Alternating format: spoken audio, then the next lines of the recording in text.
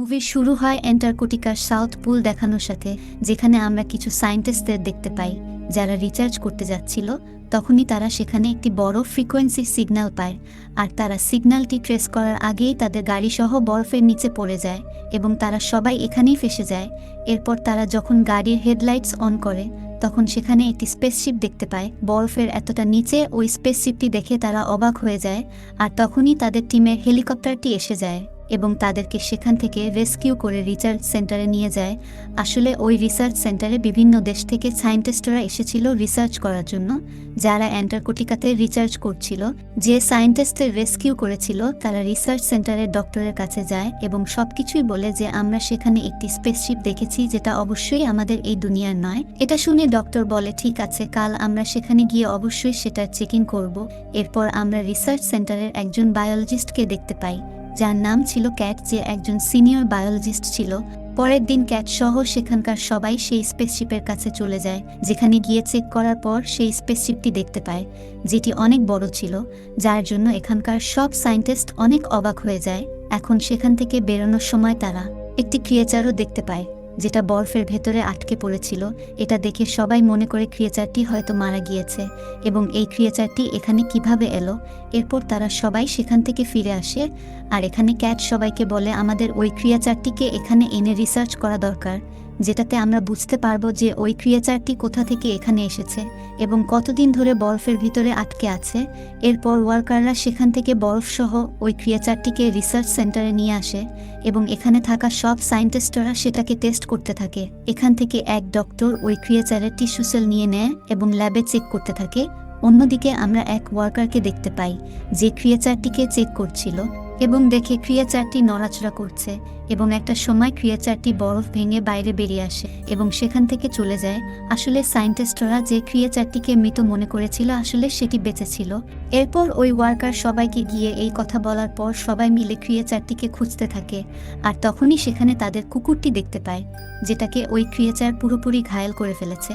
আর একটু পরেই ক্রিয়েচারটি সেখানে এসে পড়ে এবং এক সায়েন্টিস্টের পেটের ভেতর তার টেন্টিক্যাল ঢুকিয়ে দেয় এবং তাকে পুরোপুরি খেয়ে ফেলে। এটা দেখে এক সায়েন্টিস্ট ফায়ার গান দিয়ে ওই ক্রিয়েচারটিকে জ্বালিয়ে ফেলে এবং তারা সবাই বুঝতে পারে যে ক্রিয়েচারটিকে এখানে এনে তারা কত বড় ভুল করেছে।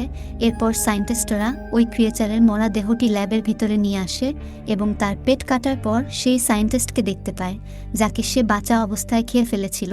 এরপর ক্যাট ক্রিয়েচারটি টিস্যু সেল নিয়ে ল্যাবে টেস্ট করতে থাকে এবং বুঝতে পারে ক্রিয়েচারটি মারা গিয়েছে, কিন্তু সে বেঁচে থাকার জন্য ওই সায়েন্টিস্টের বড়ি ব্যবহার করছে। এর মানে হলো ক্রিয়েচারটি তারা মারতে না পারলে সে ওই সায়েন্টিস্টের বডিও ব্যবহার করতে পারত। অন্যদিকে আমরা দেখি এক সায়েন্টিস্ট অসুস্থ হয়ে পড়েছে আর তাকে সেখানকার ওয়ার্কাররা হসপিটালে নিয়ে যাচ্ছিল। এরপর ক্যাট ওয়াশরুমে অনেক রক্ত দেখতে পায়।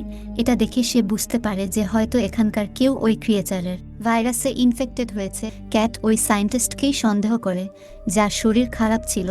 সে মনে করে যদি সে ইনফেক্টেড হয় তাহলে সে অন্য লোকদেরকেও মেরে ফেলবে। এজন্য ক্যাট জলদি বাইরে এসে হেলিকপ্টারটি থামানোর চেষ্টা করে, কিন্তু ততক্ষণে হেলিকপ্টারটি টেক অফ করে ফেলেছিল। আর এরই মধ্যে হেলিকপ্টারের মধ্যে একজনের শরীর খারাপ হতে থাকে, আর দেখতে দেখতে তার শরীর ফেটে এক ভয়ানক ক্রিয়েচার বেরিয়ে আসে এবং সেখানকার লোকদের উপর অ্যাটাক করতে থাকে। আর নিচে থেকে ক্যাট হেলিকপ্টারটি দেখছিল এবং তার চোখের সামনেই হেলিকপ্টারটি ক্র্যাশ করে। এরপর ক্যাট ভেতরে এসে আবারও সেই ওয়াশরুমে যায় এবং দেখে সেখানকার রক্ত কেউ একজন সাফ করে ফেলেছে। এটা দেখে ক্যাট বুঝতে পারে হয়তো এখানে আরও কেউ ইনফেক্টেড আছে যে নিজেকে লুকানোর চেষ্টা করছে। এরপর সে সবার কাছে গিয়ে বলে আমাদের মধ্যে আরও কেউ একজন ইনফেক্টেড হয়েছে, এজন্য সবাইকে ব্লাড স্যাম্পল দিতে হবে, যেটাতে জানতে পারবো কে ইনফেক্টেড এবং তার চিকিৎসা করতে পারবো তাকে সে সুস্থ হতে পারে। কিন্তু এখানকার সবাই অনেক ভয় পেয়েছিল, এজন্য সবাই বলে আমাদের এখান থেকে ফিরে যেতে হবে। এটা শুনে ক্যাট বলে তোমরা এটা কি বলছো? আমরা এখান থেকে চলে গেলে আমাদের থেকে অন্য লোকেরাও ইনফেক্টেড হবে আর এই ভাইরাস পুরো দুনিয়া ছড়িয়ে যাবে, এজন্য তোমাদের সবাইকে ব্লাড স্যাম্পল দিতে হবে। এরপর মিটিং শেষে একটি মেয়ে ক্যাটের কাছে আসে এবং বলে আমি জানি এখানে কে ইনফেক্টেড। এরই মধ্যে মেয়েটির বিহেভিয়ার দেখে ক্যাট তাকেই সন্দেহ করে, আর একটু পরেই মেয়েটি ক্রিয়েচারে বদলাতে থাকে এবং ক্যাটের উপর অ্যাটাক করতে থাকে। কিন্তু ক্যাট কোনোভাবে সেখান থেকে তার জান বাঁচাতে সক্ষম হয় এবং ওই ক্রিয়েচারের সামনে যে আসে সে তাকেই মেরে ফেলে। আর তখনই সেখানে থাকা একজন এসে ওই ক্রিয়েচারকে আগুনে জ্বালিয়ে মেরে ফেলে। এরপর ক্যাট বাইরে এসে বলে আমাদের ব্লাড স্যাম্পল আবার নতুন করে নিতে হবে, না হলে আমরা এভাবেই মরতে থাকব। একটু পরে সেখানে আরও দুজন লোক আসে যারা ওই হেলিকপ্টারের ক্র্যাশ থেকে বেঁচে ফিরেছে। এখান থেকে একজনের অবস্থা খুবই খারাপ ছিল, এজন্য দুজন লোক তাকে ধরে ভিতরে নিয়ে আসে। তখনই ওই লোকটির হাত হঠাৎ করে ক্রিয়েচারে বদলে যায় আর ওই ওয়ার্কারের উপর অ্যাটাক করে তাকেও ইনফেক্টেড করে ফেলে, যার জন্য ওই লোকটিও ক্রিয়েচারে বদলে যায় এবং সেখানে থাকা একজনের উপর অ্যাটাক করে তাকে মেরে ফেলে। এরপর ওই ক্রিয়েচার সেখানে থাকা লোকটিকেও তার শরীরের সাথে মিলিয়ে নেয়। এটা দেখে ক্যাট অনেক ভয় পেয়ে যায়, এজন্য সে ফায়ার গান দিয়ে ক্রিয়েচারটিকে মারতে থাকে, কিন্তু ক্রিয়েচারটি সেখান থেকে পালিয়ে যায়।